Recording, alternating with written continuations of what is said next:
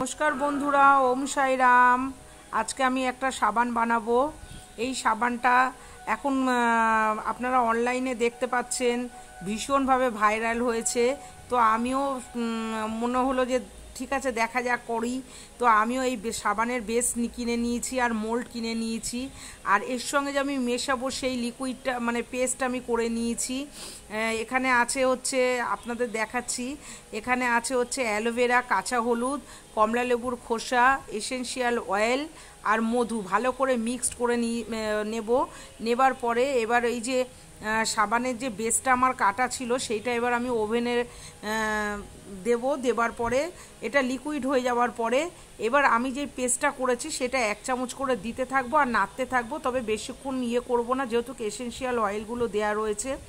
আপনাদের ভিডিওটা কেমন লাগছে জানাবেন, আর ভালো লাগলেও বলবেন কমেন্টের মাধ্যমে, খারাপ লাগলেও জানাবেন, তাহলে বুঝতে পারবো। আর এই যে দেখুন লিকুইড হয়ে গেছে। এবার আস্তে আস্তে আমি যেই পেস্টটা করেছি 1 চামচ করে দিতে থাকছি। এইটা 4-5 ঘন্টা রাখলে খুব ভালো হয় মোল্ডের মধ্যে। কিন্তু আমার ভীষণ অধৈর্য, আমার শুধু এক্সাইটেড লাগছিল যে কত তাড়াতাড়ি আমি সাবানটাকে ইউজ করতে পারবো আর আদৌ সাবানটা কীরকম হয়েছে। সত্যি বন্ধুরা বিশ্বাস করুন, সত্যি আমার খুব ভালো লেগেছে। স্কিন একদম সফট হয়ে গেছে, সত্যিই ভালো লেগেছে আমার। 2.5 ঘন্টার মধ্যেই সাবানটা জমে গেছে।